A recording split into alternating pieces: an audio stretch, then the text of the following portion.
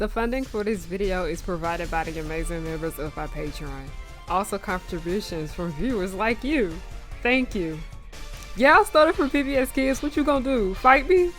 Anyway, roll the video.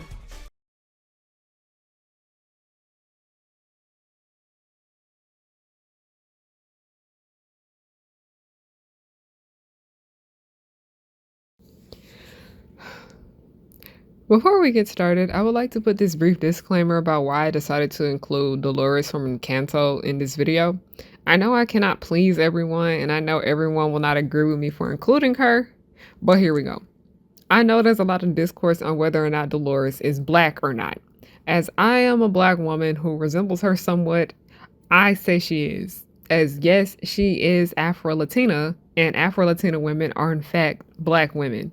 People are not wrong when they call Afro-Latinas black women. What the fuck do you think Afro means? But also, Dolores is biracial, as her father is black and her mother is suspected to be indigenous. Listen, I know what Peppa looks like. There's this thing called genetics. Look it up.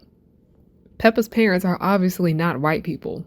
While Dolores is in fact biracial, she still half black, and I don't think we should erase that part of her because her being the only half black woman in her family contributed to her arc. It would be wrong to omit that. This culture has made it to where we are not living in human ways anymore, said Hersey. We are so disconnected and disbodied from our bodies. Hersey and the ministry is designed to combat what she describes as unsustainable machine-level pace required by the world today. Everything is go, go, go, BBB, keep going, never stopping, said Hersey. I think that increase the risk of mental health issues when we don't allow our bodies and minds enough time to just kind of settle into what is right now to actually make space for a new way.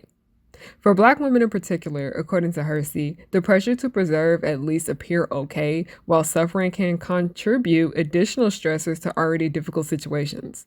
Rooted in racist antebellum stereotypes, the trope of the I'm sorry if I messed that up, strong black woman harms black women's mental health in its inherent dismissal of the effect of any hardships may have, according to Hersey. If black women feel that there is a problem with the way they are portrayed in the media along with who is in the writer's room, they have every right to feel that way. People dismiss black women's concerns for how they feel about how they are represented.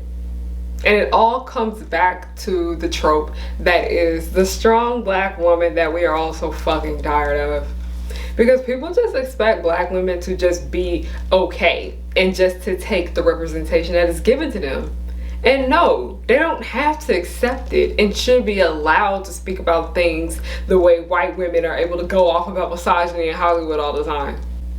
Which, yes, it is a problem, but also that shouldn't be the only thing that's getting attention. I get happy when I see black women show up in cartoons. As me, I'm a black woman and I love cartoons. So I was very, very pleased to see that Miraculous Ladybug did have a black woman in the series. But y'all know it's always a catch with something with the show. Are we surprised at this point? No. I couldn't help but get more and more angry when it came to Penny's character because I realized that the more I thought about her, I noticed that she was in fact the strong black woman trope, and it pissed me off. Today I want to sit here and talk to you guys about 4 different black women in animation that all sadly fall into the category of the strong black woman trope and why this needs to change. And it all comes down to one major issue with all of these characters is that none of them were written by black women.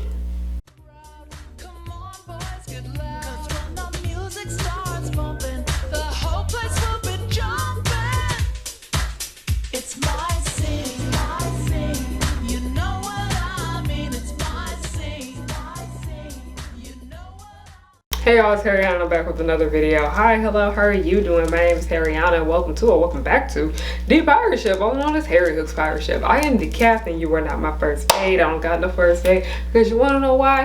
Bring your ear closer to the speaker so you can hear me clearly, because you want to know something? I let everyone in on a little secret when they come over to my channel. Nobody's worthy of being the first mate. Hey, but hi, hello, how are you guys doing? My name is Harriyanna, and I like to make content based off nostalgia and family and children's entertainment and all the issues that I find within those spaces. Now, before we get started, I have a little self-promo that I want to do. Y'all went in this weekend. Thank you. Oh, shit. It's okay, y'all. This is my copy, and it hit me in the mouth by accident.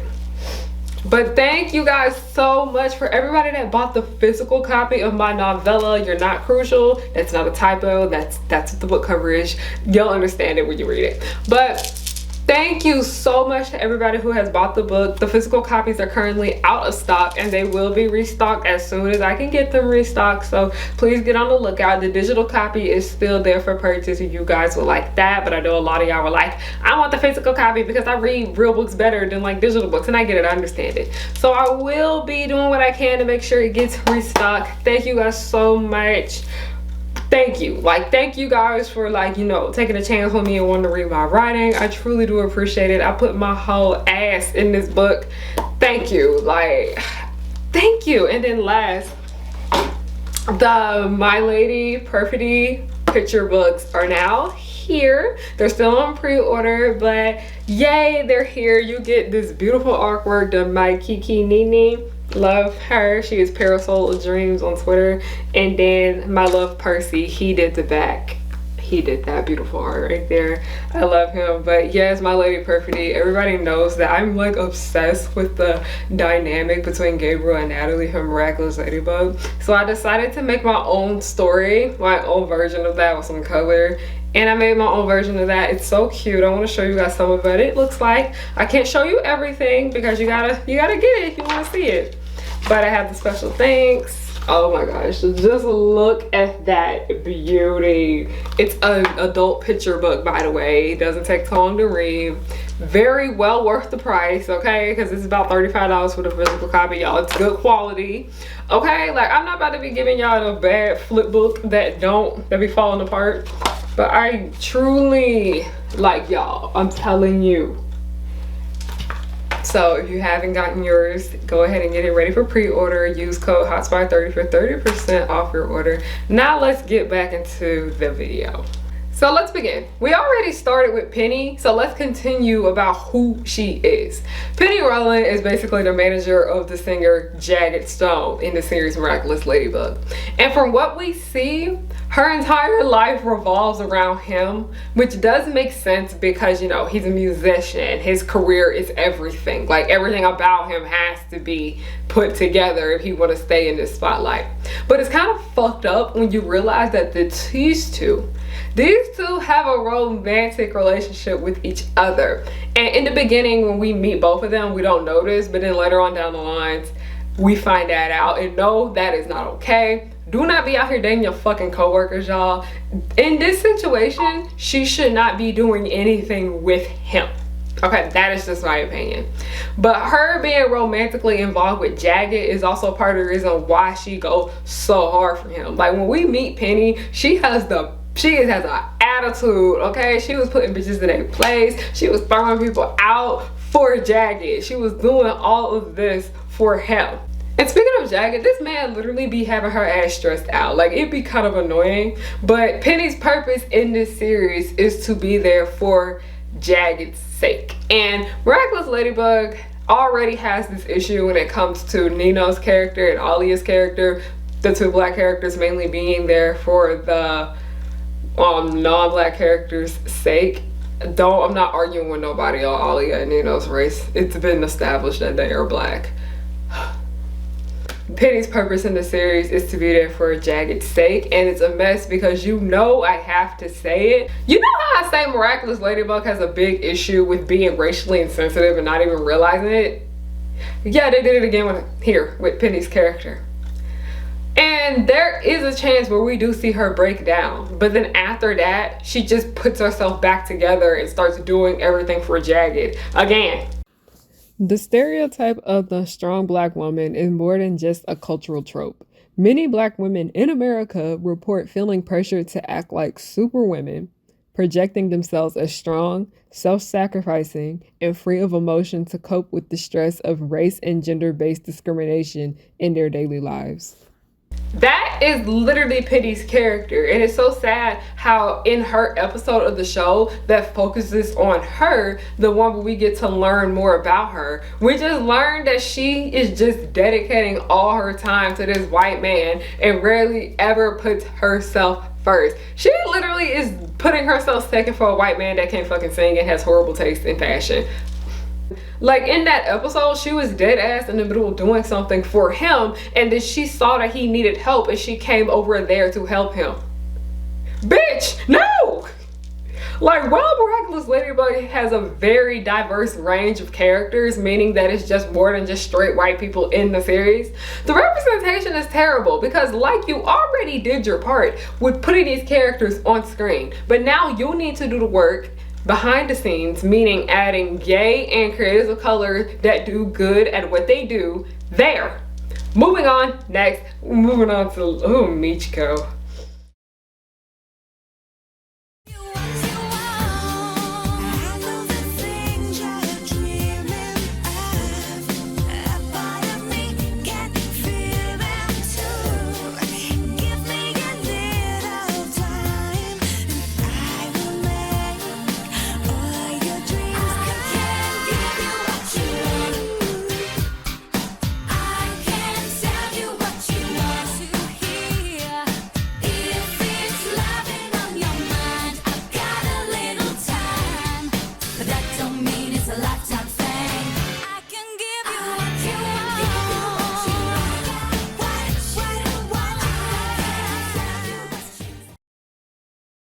Let's talk about Michiko Malandro from the series Michiko and Hachin. Look, I do appreciate what Michiko and Hachin has done for diversity and representation when it comes to anime, but can we address the elephant in the room that this show is not perfect and it got issues? And so many of the big ass issues in this show is its main character, Michiko, for the most part. Michiko is very frustrating, I'd say. Like, she don't listen, she's very fucking nasty, and she can be a bit of a pick-me because literally she found her ex-boyfriend's daughter because she saw that as a way to get back with him. Like, bitch, stand up, stand up. Now, while Michiko is frustrating, we do see why she's like that. Like, we see she's always cussing, she's always screaming, she's always yelling, she always putting her hands on somebody. She is a woman unhinged, I'd say. But she ended up like this because of her pain. Like, Michiko is lonely. Michiko don't have anyone. And then when she finally does have someone in her life that cares about her, that being Hana, who is Hachin because Hana don't want to be called Hana, she's horrible to her. The new study revealed that, in the face of high levels of racial discrimination, some aspects of the Superwoman persona, including feeling an obligation to present an image of strength and to suppress one's emotions, seem to be protective of health, diminishing the negative health effects of chronic racial discrimination. But other facades of the persona, such as having an intense drive to succeed and feeling an obligation to help others, seem to be detrimental to health, further exacerbating the deleterious health effects of chronic stress associated with racial discrimination. Michiko Malandro falls into the category of the strong black woman because while she is not putting herself before others, she rarely even lets herself feel things. She has a hard time talking about her feelings and what led her to be so mean. She always puts on this front that she has to be super duper strong and she can whoop anybody's ass in the room, but she doesn't want people to know that she's hurting. She doesn't want to show emotion, and that being sadness, because we see that Michiko sees sadness as a weakness, and if she does show that, she assumes that people will think she's weak just as well. Because of all that Michiko had to go through with her life, we saw things such as cussing and yelling and violence and robbery as signs of strength for her, and that anything that wasn't associated with being bad was weak. Michiko is a very complex character, I'd say, because she's everything that, like, you shouldn't be. That's the funny thing. But she thinks being a horrible person, she thinks being mean is like a sign of strength for her. It is just so sad, and I felt so bad for her that she felt like she had to be that way. Because there were times in this series where we did see Michiko get sad and emotional and whatnot, but for the most part, she just went back to her old ways. Michiko and Hachin was a trip. Now we're moving on to Encanto. Take everything I say with a grain of salt because a lot of people have very different ways of viewing Encanto, especially when it comes to Peppa's side of the family. And before I get started, know that I am minoring in African American studies, and one of our things is that we analyze the way non-black people write black characters. So just hear me out, take everything I say with a grain of salt here. Encanto is one of those movies that is just kind of ambiguous to where everyone can view certain things about it differently, because I've seen so many different perspectives on this damn movie and I agree with so many of them, but here's mine, so let's go. Y'all know this movie because it's literally what everyone's been talking about since December of last year, and I want to focus on Dolores as she is the only half black woman in her family. Now, Dolores' arc mainly focuses on how quiet she is despite knowing everyone's business, but also how sad she is because she didn't have a boyfriend. And when I watched Encanto, I just saw it as Dolores being sad that she didn't have a boyfriend, but a lot of people were like, no, she was sad because she wanted to have Mariano, who she did get with in the end, but I wasn't really picking up on the Mariano thing until someone pointed it out to me. I just saw it as how she didn't really have her own lover. Which one, okay, I honestly thought it was very weird how they did that, because I think that's part of the reason why I just saw it as Dolores being upset that she didn't have anyone like her cousin did, because she was always living in her cousin Isabella's shadow, as it was so obvious that their grandmother favored her so much over her, and it basically is implied that that's always how it's just been with that family. Alma is horrible. I don't care what nobody says, she is so terrible.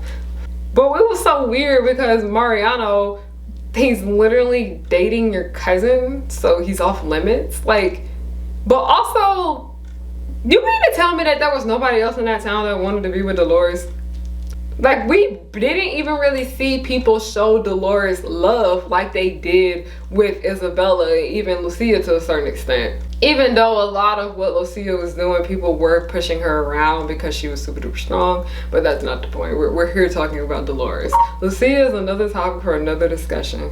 But mind you that times were different back then, and women were expected to have a boyfriend and be married in their early 20s, or at least be engaged.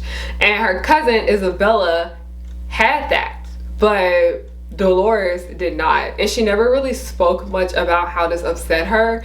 And she's been doing this shit for years. And then I did notice that when it came to Encanto, like I said, non-black people really need to be careful when they are writing black characters, because we saw how she was more caring for Julietta's side of the family that did not have black over there than she did for Peppa's side of the family, which consisted of one black man and then 3 half black children.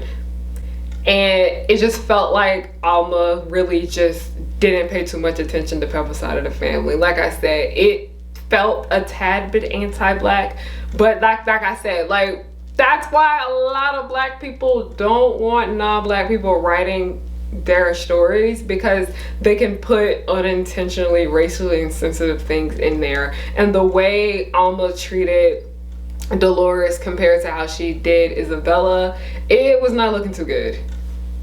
And before anybody tries to say that Alma was terrible to all like them, yes, I agree. But we do find out that Dolores and Isabella are both the oldest kids. Like, you know, Dolores is only a few weeks younger than Isabella. They were the first 2 kids. It's always been that Alma favored Isabella over Dolores, so do what you want with that information. But moving back to Dolores, she never really spoke about how much of anything upset her because she had been doing this for years. She stayed quiet about mostly everything until she just couldn't take it anymore and just exploded at the dinner table. Black women have traditionally coped with their stress and trauma by wearing their strong black woman cape, which empowers us to resilience necessary to do what we need to do day by day to simply make it in the world. However, these capes veil the determinal effects that stress and trauma have in our lives. Both Osaka and Biles are encouraged to defy the strong black woman mandate, which requires all enduring strength, self sacrifice, and the denial of emotions such as depression and anxiety. Instead, they provide an example of how to pay attention to our feelings, prioritize our needs, and set boundaries in service of mental wellness, even if it's an inconvenience to others. Though Osaka and Biles are premier athletes with wide reaching platforms, in many ways they are no different than the black women I see outpatient psychotherapy practice in the Northwestern medicine. Our work with women who are struggling with their residual to resolve trauma relating to SA, poverty, chronic instability, exposure to violence. This trauma shows up in their daily lives as persistent fear, worry, and feeling of insecurity and shame. Dolores falls into the trope of the strong black woman because she stays quiet about her pain. Like, she knew her uncle was in the house but didn't say anything because she didn't want to cause the scene, and there was already so much drama within the family with how their grandmother was, and she had to keep that secret to herself. And it really did a big number on her because she didn't want to cause a problem. Because in fact, we do see her snap at the dinner table, like I said earlier, because it all just felt like too much on her. She felt like she didn't really have anyone to talk to, nor did she really have anyone that would listen to her.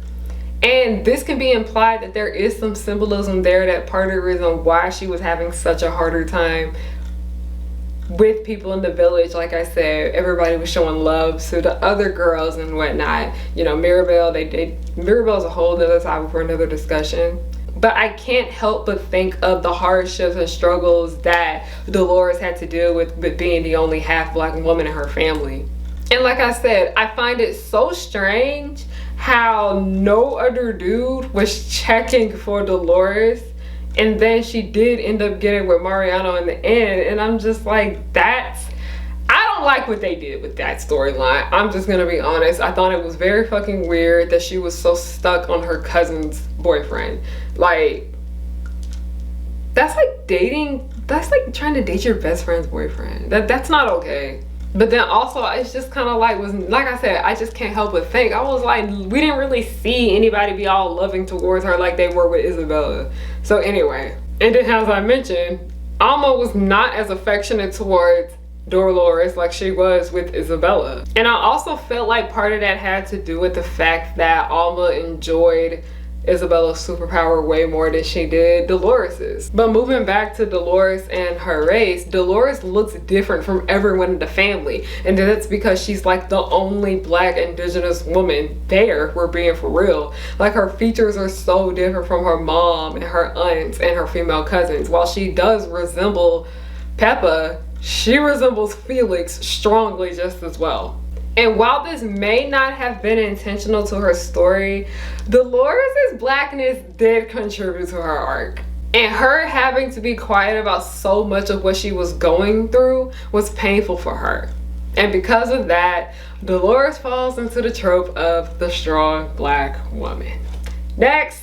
Last but not least, we need to talk about our love Princess Tiana. I feel like there is so much discourse already about Princess Tiana. I literally have a whole video dedicated to the Princess and the Frog and the emotional distress that it caused.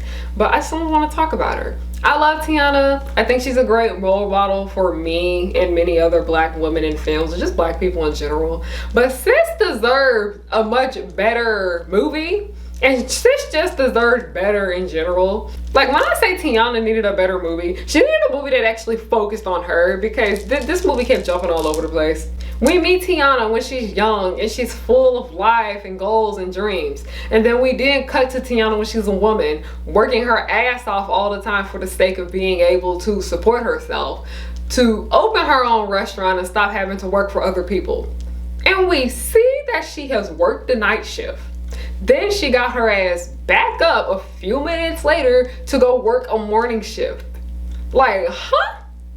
Mind you, Tiana's only 19. Tiana's not that old as people think she is. That girl's 19.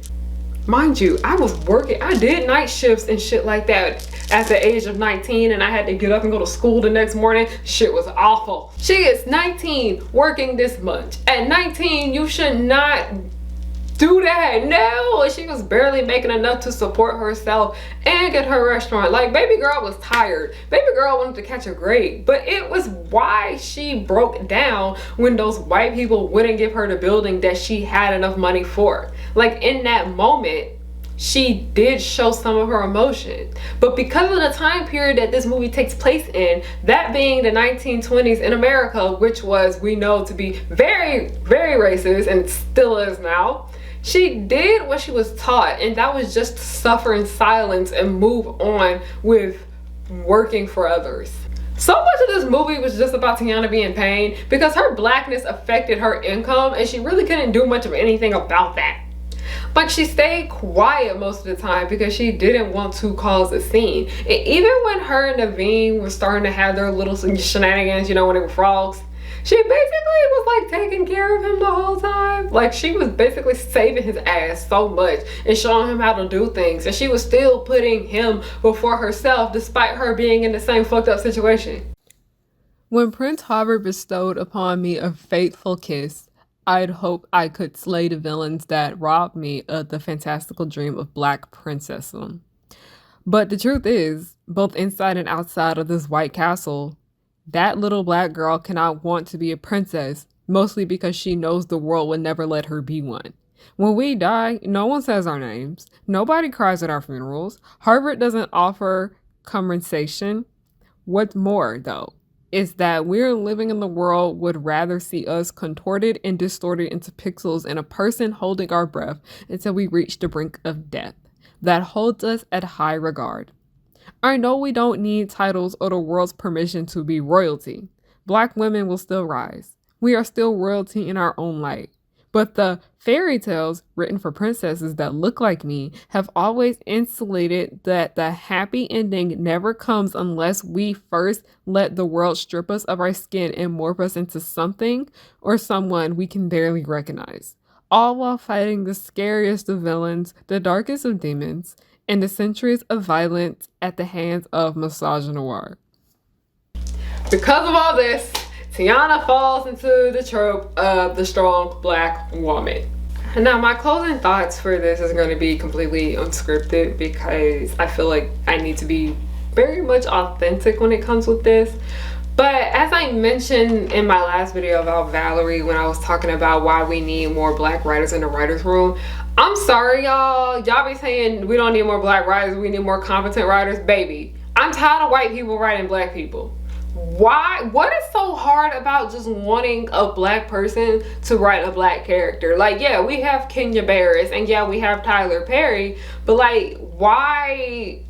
People always try to use that as an excuse, but I'm like, no, like, hire black people that are good at what they do. There's numerous ones out here that do a great job at what they do. There needs to be more black people in the writer's room when they are creating stories about black people. I'm sorry, but I don't want to read. I'm at that stage where I no longer want to read books about the black experience written by white people. It's no longer needed. Like, in the past it was, because that was the only way that non-black people would read black stories. But in this day and age, if I'm gonna read a book about a black protagonist and so much of their blackness has to do with the story, I don't want to read that by a white person. I understand why y'all were saying we need more competent writers. No, I'm sorry, but there's enough space in Hollywood for white people that can write well. We want more people of color writing these characters. It doesn't matter how well written a lot of these characters' arcs are. What is so difficult about adding diversity behind the scenes? That's what killed me. While black people do deserve to be on camera and do deserve to, you know, be the star of the show, there also needs to be black people behind the scenes working on that just as well, and that being black people that are good at their job. No, I'm not saying that black people should simply get hired for the sake of being black. No, fuck that. No. Black people should get hired for being just as good as their white counterparts, but that doesn't happen because Hollywood is just so stuck on the fact of having so many white people here and there and this and that and the third. White people are everywhere in Hollywood, okay? There's a lot of white people that are good at their job. But that should not be the only people there. They should not be the ones that are taking up a majority of the spaces when it comes to the jobs behind the scenes of filmmaking. Because then again, when you have a white person writing these stories, they can come off as a bit of insensitive. Like I said, the entire thing when it came to Encanto and Peppa's side of the family, where a lot of them were neglected for most of the story. Like Antonio didn't fucking matter after the last 30 minutes. Camilla was basically irrelevant. Felix was just there. And then, you know, the entire thing with Dolores was just very much sad. And it's just kind of disturbing to see how Peppa's side of the family got so pushed to the side. And then when I look at the writers, I'm like, yeah, this isn't looking too well. And Encanto has a lot of issues, and I'm just tired of people acting like that movie is perfect, because it isn't. Encanto has issues, and that's because of the diversity behind the scenes of the project. Honestly, like I said, part of the reason why a lot of people want Encanto to have a sequel is because the black side of the family got sidelined so bad in the movie. And then I moved back to Miraculous Ladybug. Like I said, that team just white, Japan colored people, okay? That team is just white, and it shows desperately with how they write black characters. And it's just irritating to see, because like I said, so many of the highest grossing top black movies out here all consist of this strong black woman trope that we are just tired of seeing, because we realize that that is just so much of what society sees black women is. And it happens to me. Like, people do that shit to me, where I do get on here and I stand up for myself and I set boundaries and I do this and that and the third, saying, hey, you can't talk to me that way. Hey, don't call me by that name. I told you to call me by this. Black women, when they set boundaries, people want to take it as, oh, it doesn't matter. People can treat you any kind of way because you're supposed to be strong. And no, why does everybody else get to set boundaries and stand up for themselves, but black women are not allowed to do so? Because I remember how I saw when people were talking about, they don't like how Netflix has this entire thing about the strong black lead. I was really here for that at first, but now after I gave it some thought and time has passed, I don't like that. Because why do we always have to be strong no matter what people put us through? We're allowed to cry, we're allowed to break down, we're allowed to scream if we need to, and we're allowed to stand up for ourselves, and we're allowed to set boundaries. We don't have to keep getting beat up on the entire time. And that's why when I talk about all four of these women right here, so much of their art is just them being in pain the entire time, but they're trying their best to stay strong. Because we saw how upset Alma was when Dolores, you know, blew up at the dinner table. And we see how Michiko is just nasty as hell to everybody because she thinks being nice is like a sign of weakness. And then we saw how Penny broke down because Jacket was just, he was just doing too much, and it was just too much for her to handle with everything being so fucking crazy, and she felt like she let him down.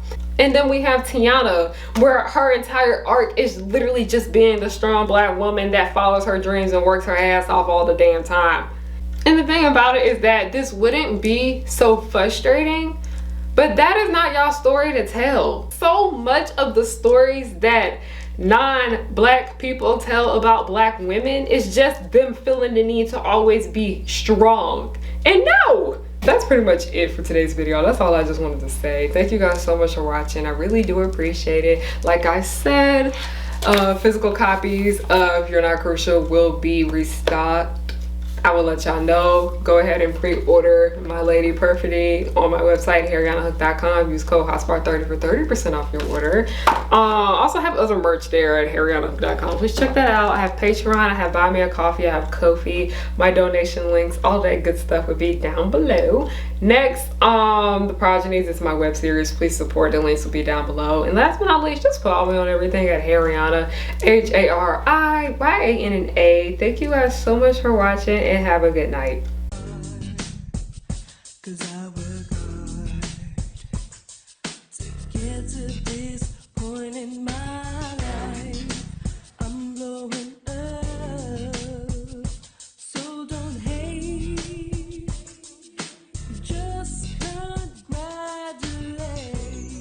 Powerpuff Girls will just blow your mind. Buttercup like villains 3 at a time.